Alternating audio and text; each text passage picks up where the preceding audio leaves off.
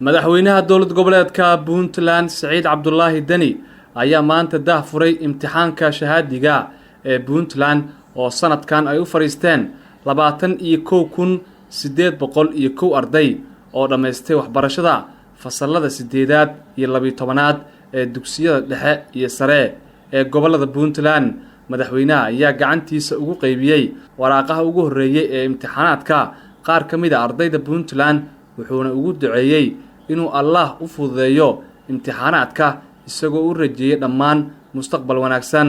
munaasabada waxaa madaxweynaha kala qayb galay wasiirka waxbarashada iyo tacliinta sare Fuad Abshir Adeer iyo bahda waxbarashada Puntland, wasiir dowlaha madaxtooyada Puntland Cabdifataax Maxamed Cabdinuur iyo agaasimaha guud ee madaxtooyada Maxamed Jaamac Cabdiraxmaan.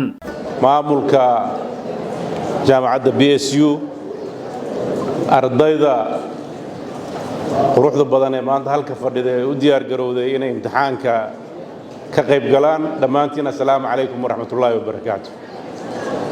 runtii waxay ahayd sharaf weyn inaan maanta halka imaado oo aan ka qayb galo munaasabadda lagu daahfurayo imtixaanada shahaadiga ah ee Puntland 2023-2024 oo dhammaan ka dhacaya geyiga Puntland.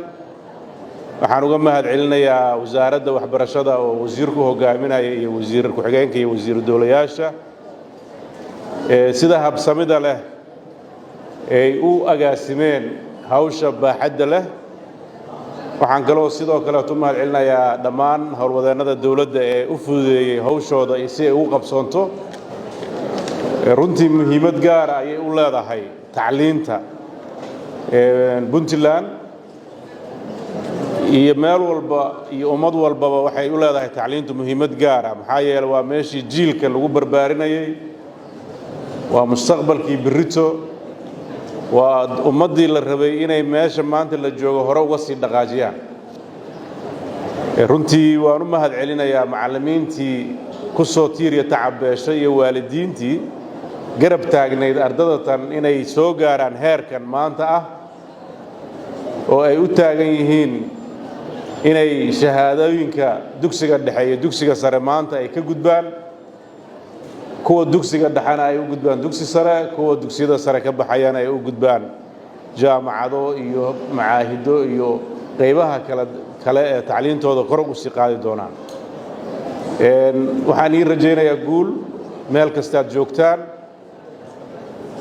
100 iyo dhowrka xarumood ee laga qayb maanta ka dhacay imtixaanka dhammaantood waxaan ka salaamayaa halka. waxaan u rajaynayaa guul, waxaan u rajaynayaa inuu imtixaanada tan ay u socdaan si habsami leh. waan rajaynayaa inaad ilaalin doontaan nidaamka imtixaan gelista ee wasaaradda iyo mas'uuliyiintiina ay inii jideeyeen. waxaan ii rajaynayaa guul. sanadkan waa uu ka duwan yahay sanadadii hore.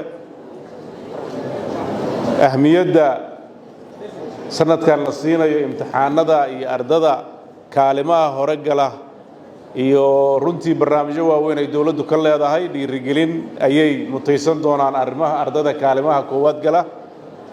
waxaan inii rajaynayaa in aad wada guulaysan doontaan. muddada yar oo imtixaanada socdana yaan la isdhayiilsan oo maaragtay maalintii uun la imaanay muddadaasna imtixaanada si wanaagsan in loo akhriyo. hadal badan maanta halka ma ahayn. munaasabadda dambe markay imtixaanaadku dhammaadaan baan isku soo noqon doonnaa haddii Ilaahay idmo. maanta muhiimaddeenna waxa weeye inaan idhaahno maalin wacan, maalin guuleed, niyad sami iyo deganaan imtixaanada ku gala. insha Allah waxaan ii rajaynayaa inaad guulaysataan dhammaantiin. aqoontiinni inay ka turjunto natiijooyinkeenaan rajaynaynaa. macallimiintiina waxaan u rajaynayaa shaqada badan soo qabtay iyagana guul. wasiirka iyo wasaaraddana waxaan u rajaynayaa inuu maaragtay hawshan baaxadda leh Ilaahay u fududeeyo. wassalaamu calaykum waraxmatullahi